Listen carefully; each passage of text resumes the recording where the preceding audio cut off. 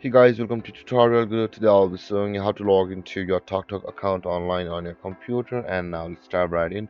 Now to log into your TalkTalk account on your computer, first open up your preferred browser as I've already opened the Google Chrome, and in the search bar click over there and type in the address talktalk.co.uk and hit on enter.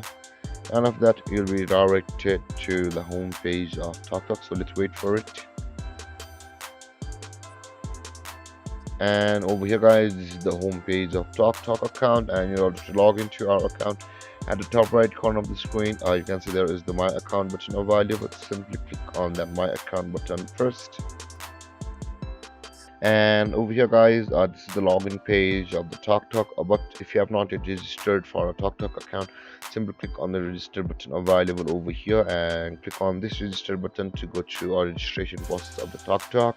But we'll be just logging into our TalkTalk account. So guys, enter your email address over here with which you have signed up for a TalkTalk account on your computer, like this guys.